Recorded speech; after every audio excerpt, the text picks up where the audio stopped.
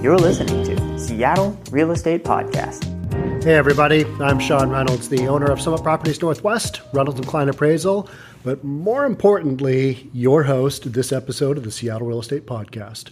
So this is going to be on the Senate passing the Paycheck Protection Program, and we've got the Paycheck Protection Program Flexibility Act. That was passed last night by the Senate. Today is Thursday, June the 4th, and so last night we had a bill that was passed that really helps out small business. Why are we focusing on this kind of small, minute part of the law with everything else going on around us? Because I think small business needs a break, and this is finally one of the breaks. Besides the payroll protection program being enacted, this is the break a lot of small businesses are looking for. So I'm going to get into that in a second. If you find the content here on the Seattle Real Estate Podcast helpful, love to have you subscribe to our YouTube channel. If you're watching on YouTube, hit the like on this for this video, and also hit the notification bell so that each time we have content come out, you get notified. And if you want to share around our content, we love that too. That's the best way to get our word out. So let's jump on in, and thank you for tuning in on the podcast platform. And those of you watching on YouTube, appreciate it so much. Let's jump on in. So yesterday, unanimously, the Senate passed the Paycheck Protection Program Flexibility Act. And it basically does two things. It allows the time period for which you can use the payroll protection money that you might have gotten through the Small Business Administration. It extends that out beyond an 8-week period. It goes for 24 weeks. And so the ending of when you could spend this money to make it go from a loan, this program starts out as a loan, and if you meet all the criteria for forgiveness, this will become a grant, and then these small businesses that need this money so desperately, they will not have to pay the money back. And so it kicks out the time period. Why is this so important? Well, there's still a ton of small businesses that are not open. They're literally not open across the country. We're getting to the point where most states are doing some reopening, but like here in the state of Washington, where we operate, our restaurants are only still doing takeout business. They're not doing any in-seated dining. That will probably change here I believe within the next week or so. Washington State has moved to a modified phase 1.5, and what that means, and specifically for like restaurants, which is what the modification of this program and what I'm talking about today really helps out restaurants. And the reason that it helps out restaurants is that a lot of them are not open, especially here in Washington. In the next week, we will go to, I think it's 50% of outdoor seating only. So if you're a restaurant and you have outdoor seating capability, you're going to be able to take half of that and operate. So it's a start. It's not a great start, but it is a start. It's get the momentum rolling.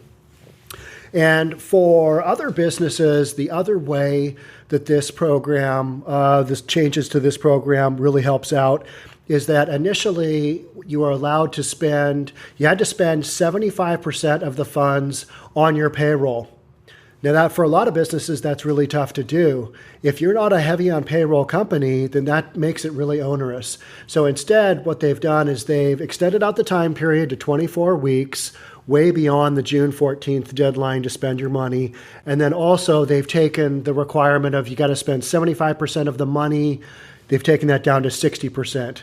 So 60% needs to be spent on payroll. The other 40% can be spent on interest on mortgage payments, utilities, and rent. So if you are a rent-heavy company, there's a lot of restaurants have incredible rent, especially in the dense urban settings. High rent, and they don't spend a ton. They've got a lot of employees, but those are a lot of times their entry-level employees. They are not six-figure employees, and so those businesses are not spending a ton of money on their payroll. They've got payroll, and they've got a lot of people on their payroll, but they're dollar per hour type jobs. Typically, a lot of them don't have benefits. That's just kind of how the restaurant world works.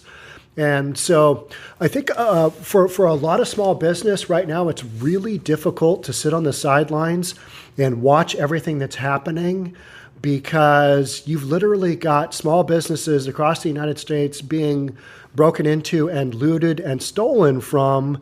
And imagine yourself, you are an owner of a business or you're an employee of a business. You want to see that business go because that's your livelihood. You have looters run through your business, take everything, take the stuff that you're trying to sell that you need to be able to sell once you reopen. You get your business cleaned up, you get things squared away. You still can't open up for a lot of places in the United States. You're still not allowed to open up. So not only are you a target for looting, and that has happened, that's happened a mile and a half from where I'm sitting here in Belleville. I watched it happen last Sunday. Small businesses were broken into and looted. That's just crazy, considering the fact that we are still in a pandemic. So it kind of feels like we're not. If you watch the news and you see everything that's going on, I mean, only a few weeks ago, we were still encouraged to tattle on our neighbors and tell on people when they weren't following the social distancing, or when somebody was having a game, or, something where you were not socially distanced. Maybe you weren't wearing your mask, something along those lines. And then we've gone full tilt to just having thousands of people running around the streets of America. And I think that's a really tough pill for small business to swallow, because they're like, we've got these protests going on and we're the target of a lot of looting, and yet we still can't legally open up for business. What's going on here? So that is kind of the conundrum for a lot of small business right now. And if my offices were located just a little bit that way, I would not be saying that as in the third person. I would be saying that's happened to me. And I watched it happen to other small businesses just a few days ago, watched them get broken into, and it's horrible. But that's just kind of where we're at right now. So to be able to do a podcast on, something pretty significant that's going to be able to help out small businesses, it's one of those small things to maybe get a little bit of momentum for what basically runs a lot of the country, which is small individual businesses doing the best they can to survive and come out on the other end and still make a go despite the pandemic and being shut down. So just a lot of stuff going on, a lot of stuff that's tough for small business to kind of handle right now and to take. And for all those businesses out there that have been taken advantage of during this time, horrible, horrible situation. But hopefully the PPP and kind of the changes here will add a little bit of light at the end of the tunnel.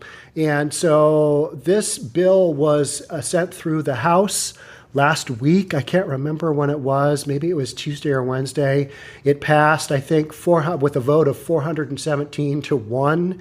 And then yesterday in the Senate, Mitch McConnell, the Senate Majority Leader, he basically said, hey, I want an unanimous vote on this. Let's do this 100%. And the way this bill was basically kind of rung up the flagpole is President Trump said a while ago. He said, yeah, that's kind of a no-brainer. That's a bill that if we extend that out, it doesn't cost the taxpayers anything additional. It just makes it make more sense for these businesses that either don't have huge payrolls but have huge rent, or aren't able to spend it because they're shut down, or maybe they're open, maybe they're partially open, but they're just not making enough money to really be fully open and fully staff up. Some of the other things that took place are the self-employed entrepreneurs and businesses that don't expect to reopen soon would benefit the most. And that is super true, because those are the ones that this bill was kind of basically put together for, is the places that are not open, that are struggling to reopen or legally can't because they're not in a phase that their individual governor is saying, hey, let's go. But I think most businesses will be able to open up probably in the next 2 weeks. We're seeing so many of the states, I know, kind of go forward with the reopening. I know Las Vegas, I think that happened today. Saw some pretty big casinos that they're changed. It's a different look. It's not millions of people just running around mingling. It's a pretty You got to do this. Here's your guidelines. It's that kind of feel to it. It's not the old Las Vegas. It's a new, more subdued, and it's a more controlled for sure. And I think we're going to see that across the board. And I know we'll see that here in the state of Washington because I've looked through all the regulations to reopen. And a lot of it's fairly onerous, but we are in a pandemic, and that's kind of just what you do. So many business owners have called on Congress to update the Paycheck Protection Program as they struggle to meet its terms and fear they may be forced to take on debt, even as their businesses haven't fully recovered. And so taking on an additional loan that you got to pay back due to governmental regulations that you shut down, you're just adding more debt to businesses that run on a really thin profit margin. And so many of these businesses have shut down already. And I think you're right on the cusp of seeing another major wave of businesses that are just like, yep, I'm out, can't do it, can't make the numbers work. Or businesses that have run through their Paycheck Protection Program money because they thought, well, in order to spend the money according to the way this bill was written, there were so many businesses that basically got their money as of, I think it's like April 14th is when the first businesses started to get their money that applied on the day it was allowed, the program came out, which is April 3rd. So April 3rd it came out, April 14th businesses started to get funded, and then they've got 2 months after that, basically 56 days to make that money, get that money spent in the way that it was written according to the bill at that time to meet the requirement from it to go from a loan to a grant. So a lot of businesses that, maybe were able to open up or were essential, that were still going through this shutdown, a lot of them have spent their money, and it might not have been in the best way possible, but everybody's kind of doing the best they can, just like the rest of America is through these super tumultuous times. I mean, I do not ever remember anything like this in my business dealings over the last 30, 35 years, whatever it is, just crazy times. But I think everybody will get through it as best they can, and we'll see where it goes on the other side. So the bill, the Paycheck Protection Program Flexibility Act of 2020, it now heads to President Trump's desk for his signature. And I think he will sign that willy-nilly. As soon as that gets in front of his desk, he's already committed to signing that. So, and then it'll be enacted, and then it's basically getting the word out to small businesses. And that's one of the reasons I wanted to do this podcast, is just basically get some more word out there to small businesses that have been impacted. Hey, here's where you are with this program. You've got the ability to extend out your terms, and here's how you can spend it. So that's kind of where I'm sitting. And if you're wondering why I'm waving to Nikki Smith, videographer for Summit Properties Northwest. He just came in from a video shoot down south. Is that right, Nikki? Yep. Where were you? Fircrest, down by Tacoma. So I hope that went well, Nikki. So I'm going to roll through here. So the Small Business Administration, the SBA, that is who is backing these loans. And usually the SBA is a very difficult loan to get. It's really hard to get. You got to jump through all these kind of hoops, and it's tricky. But this time, with businesses shut down because of the coronavirus pandemic, they made it much easier to get these loans. So the Small Business Administration, which oversees the lending program, had approved 4.5 million of these loans worth $510.6 billion as of Wednesday evening. And more than $120 billion in funding is still available. I don't think you can apply. I'm pretty sure you can't, but there might, I don't know, with $120 billion left. And a lot of that, it might sound like an enormous number, but the government is basically just spitballing what they think the need for these loans will be. I know initially we had $350 billion that got spent like that, that got funded like that. And then we had a second round of funding, I think, for an additional, 310. So 630 total, 350. Yeah, so 300 billion, it's somewhere in that ballpark, additional funding, of which 120 billion is still left over.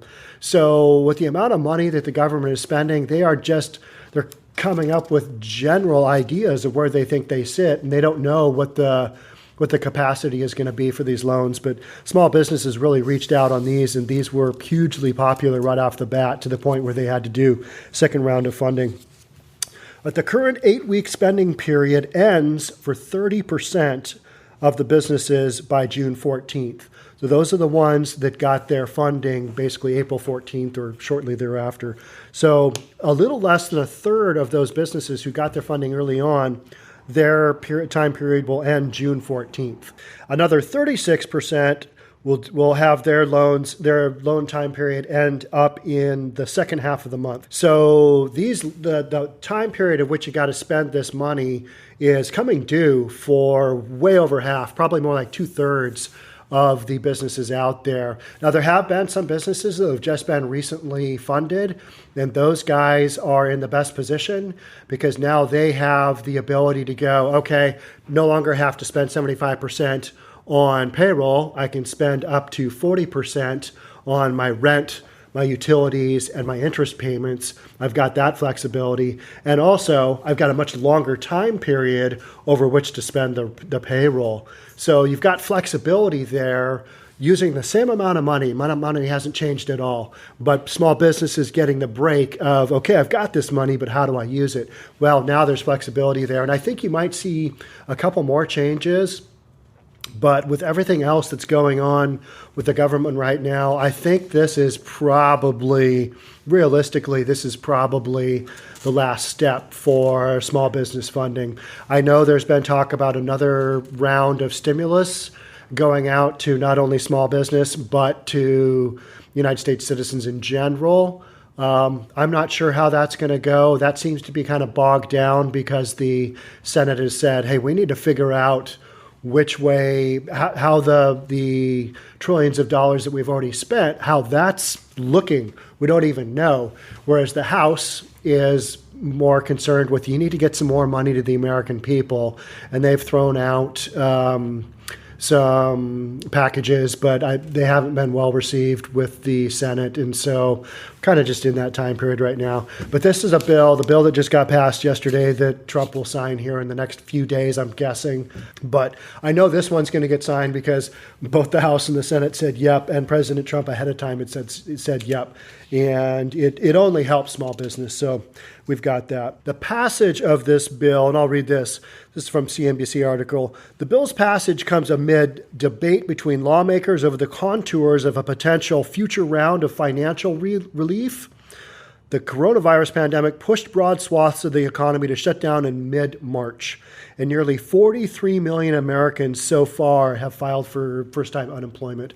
So today is Thursday. We had another, I think, Darian, what was that number? 1.9 million Americans between today, Thursday, and previous Thursday filed for first-time unemployment. So that number is going down, but you've still got close to 43 million Americans.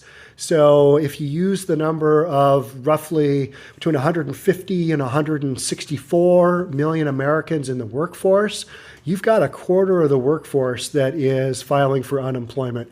Now, we are kind of hearing numbers, or not hearing numbers, but seeing numbers that the unemployment is not as bad as we were expecting.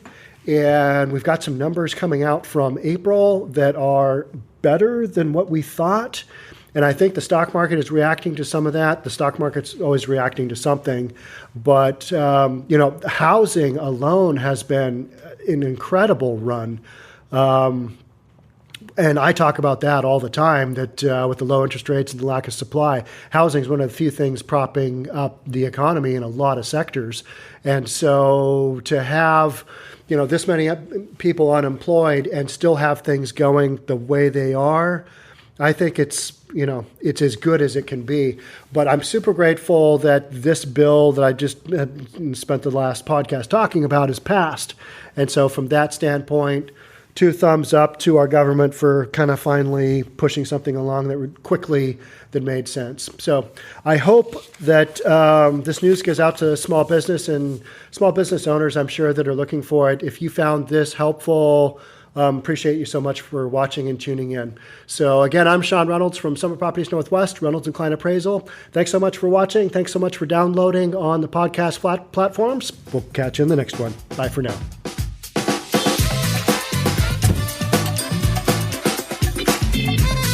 Don't forget to subscribe to our channel and hit the notification bell so you'll know when our next video is out.